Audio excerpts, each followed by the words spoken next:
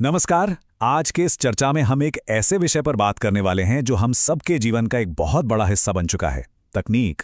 लेकिन आज हम एक बहुत ही शानदार, एकदम जमीनी स्तर की पहल, डिजिटल पंचायत टिंगीपुर के मॉडल का विश्लेषण करेंगे।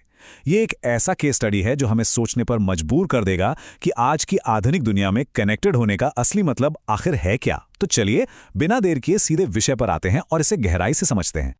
जरा सोचिए, क्या सिर्फ हाथ में एक स्मार्टफोन होना और उसे चला लेना ही डिजिटल साक्षरता है? अक्सर लोगों को लगता है कि अगर कोई फेसबुक चला रहा है, व्हाट्सएप पर मैसेज भेज रहा है, यूट्यूब पर वीडियो देख रहा है या वीडियो कॉल कर लेता है तो वो डिजिटली साक्षर हो गया, है ना?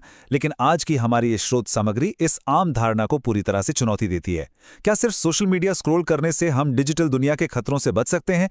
बिल्कुल नहीं। असली डिजिटल साक्षरता क्या होती है, यही हमारी आज की इस चर्चा का मुख्य केंद्र है। आइए जल्दी से देख लेते हैं कि आज के इस एक्सप्लेनर में हम किन किन बिंदुओं को कवर करने वाले हैं।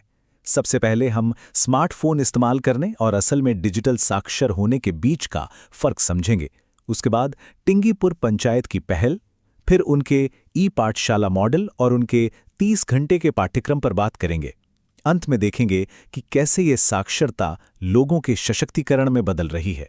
तो चलिए, अपने पहले भाग से शुरुआत करते हैं स्मार्टफोन बनाम डिजिटल साक्षरता, और देखते हैं कि आधुनिक डिजिटल ज्ञान का ये जो एक भ्रम बन गया है वो आखिर है क्या।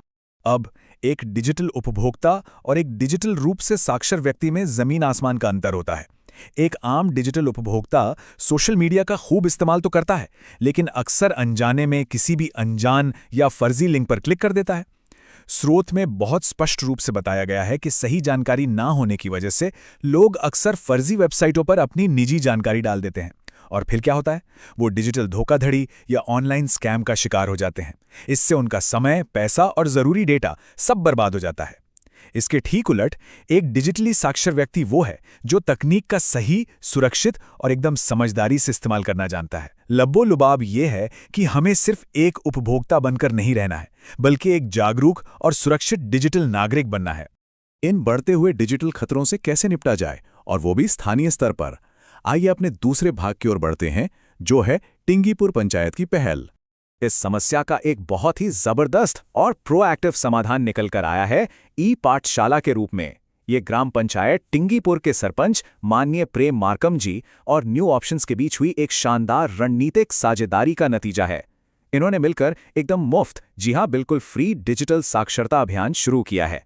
और इनका लक्ष्य सिर्फ कुछ गिने चुने लोगों को सिखाना नहीं है, बल्कि जन सहयोग से पूरी की पूरी पंचायत को एक डिजिटल पंचायत में बदलना है, ताकि गांव हो या शहर, हर कोई डिजिटल रूप से जागरूक, आत्मनिर्भर और पूरी तरह से सुरक्षित बन सके। इस अभियान की जो बात मुझे सबसे ज्यादा पसंद आई वो है इसका सबको साथ लेकर चलना। इसकी पात्रता देखिए, 14 साल के युवाओं से लेकर 45 साल तक के लोग इसमें शामिल हो सकते हैं। मतलब चाहे कोई छात्र हो, किसान हो, व्यापारी हो या फिर घर संभालने वाली महिलाएं, ये सब के लिए है। इसमें शहरी और ग्रामीण का कोई भेद नहीं है, और ना ही जाति या वर्ग की कोई रुकावट है। ये पहल समाज के हर एक वर्ग के लिए अपने दरवाजे खोलती है, क्योंकि सच तो यही है ना कि आज के समय में डिजिटल शिक्षा हम सब की बुनियादी जरूरत बन चुकी है। अब जब हमें ये पता चल गया है कि ये अभियान किसके लिए है, तो चलिए भाग 3 में प्रवेश करते हैं और समझते हैं कि ये ई पाठशाला मॉडल आखिर काम कैसे करता है। इस प्लेटफॉर्म पर सीखने की पूरी प्रक्रिया को इतना आसान और व्यवस्थित बनाया गया है कि कोई भी इसमें आसानी से जुड़ सकता है। पूरी यात्रा 4 आसान चरणों में बटी है। पहला कदम है epathshala.net.in पर जाकर ऑनलाइन आवेदन करना। इसके बाद हर एक प्रतिभागी को एक यूनिक आईडी और पासवर्ड मिल जाता है। तीसरा चरण है असली पढ़ाई का, जहां लोग अपनी सुविधा के हिसाब से रिकॉर्डेड वीडियो और लाइव क्लास से सीखते हैं। और फिर आखिरी चरण में मूल्यांकन के बाद उन्हें एक बाकायदा प्रमाण पत्र या सर्टिफिकेट दे दिया जाता है ना? एकदम सीधा और सुव्यवस्थित तरीका। अध्ययन सामग्री यानी लर्निंग रिसोर्सेज की बात करें तो यहाँ मल्टी चैनल अप्रोच अपनाया गया है। लोगों को रिकॉर्डेड वीडियोस, आसान नोट्स और ई बुक्स तो मिलते ही हैं, साथ ही हफ्ते में 2 दिन लाइव गूगल क्लास भी होती हैं। अब लाइव क्लास का फायदा ये है कि लोग सीधे अपने ट्रेनर से सवाल पूछ सकते हैं, और जो सबसे बढ़िया बात है वो ये कि सभी को व्हाट्सएप ग्रुप्स के जरिए अपडेट्स दिए जाते हैं, क्योंकि व्हाट्सएप तो आजकल लगभग हर कोई चला ही लेता है। इसके अलावा हर दिन दोपहर में बैच के हिसाब से व्यक्तिगत काउंसलिंग भी होती है। ये सारी चीजें मिलकर लोगों को जोड़े रखती हैं और सीखने का एक बेहतरीन माहौल तैयार करती हैं। चलिए अब आगे बढ़ते हैं। अपने चौथे भाग की तरफ 30 घंटे का पाठ्यक्रम, जहां हम देखेंगे कि वो कौन सा असल ज्ञान है जो एक आम मोबाइल यूजर को एक काबिल डिजिटल सिटीजन बना देता है। तो इस पूरे 30 घंटे के कोर्स में आखिर सिखाया क्या जाता है? इसमें मोबाइल और इंटरनेट की एकदम बेसिक बातों से शुरुआत होती है। फिर यूपीआई और एईपीएस जैसे आधार आधारित डिजिटल पेमेंट्स को सुरक्षित तरीके से करना सिखाया जाता है। इसके अलावा लोग ये भी सीखते हैं कि सरकारी ई सेवाओं का फायदा कैसे उठाया जाए, और जो आज के समय में सबसे जरूरी चीज है, वित्तीय धोखाधड़ी यानी ऑनलाइन स्कैम से कैसे बचें, ये भी इसमें बहुत गहराई से कवर किया गया है। एक और दिलचस्प विषय इसमें शामिल है डिजिटल एजुकेशन पेरेंटिंग, जो आज के माता पिता के लिए तो सच में बहुत जरूरी है।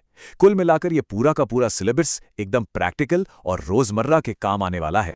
इस पूरे डिजाइन की एक और बहुत ही खास बात है भाषा। ये पूरा कोर्स बहुत ही आसान शब्दों में और वहाँ की स्थानीय राज्य भाषा में उपलब्ध कराया जाता है। और ये एक बहुत बड़ा कदम है, क्योंकि जब बात तकनीक की हो तो भाषा कभी भी रुकावट नहीं बननी चाहिए। अपनी भाषा में चीज़ें सीखने से ना सिर्फ कॉन्फिडेंस बढ़ता है, बल्कि मुश्किल से मुश्किल तकनीकी बातें भी आसानी से समझ में आ जाती हैं। हमने समस्या समझ ली, उसका समाधान देख लिया और कोर्स को भी जान लिया।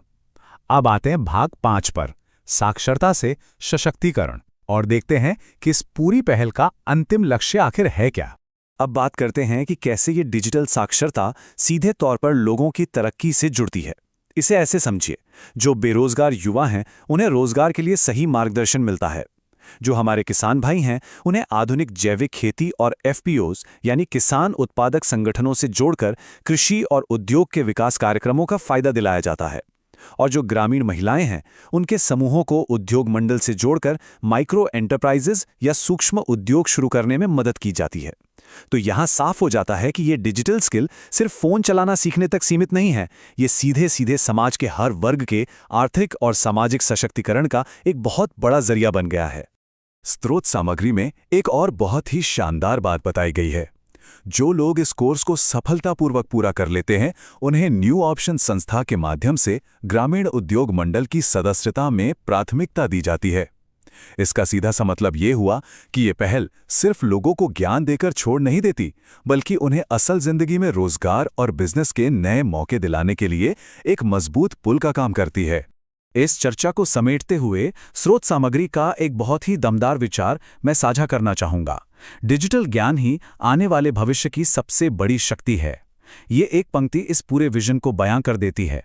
आज के समय की ये मांग है कि हम सिर्फ डिजिटल दुनिया के मूक दर्शक या सिर्फ उपभोक्ता बनकर ना रहे, बल्कि हम तकनीक को समझें और एक जागरूक डिजिटल नागरिक बने, क्योंकि यही जागरूकता हमें भविष्य में सुरक्षित रखेगी और ताकतवर बनाएगी। और अंत में हमारे पास विचार करने के लिए एक बहुत ही दिलचस्प सवाल है। अन्य समुदाय अपने स्वयं के डिजिटल नागरिक बनाने के लिए टिंगीपुर के इस मॉडल को कैसे दोहरा सकते हैं? टिंगीपुर पंचायत ने साबित कर दिया है कि स्थानीय स्तर पर सही सोच और तकनीक के जरिए पूरे समाज की तस्वीर बदली जा सकती है। जरा सोचिए, अगर इसी मॉडल को देश के हर एक गांव, हर एक कस्बे में लागू कर दिया जाए तो हम कितनी बड़ी डिजिटल क्रांति ला सकते हैं। इसी विचार के साथ हम आज के इस एक्सप्लेनर को यहीं समाप्त करते हैं। इस चर्चा में शामिल होने के लिए और इस अहम विषय को गहराई से समझने के लिए बहुत बहुत धन्यवाद।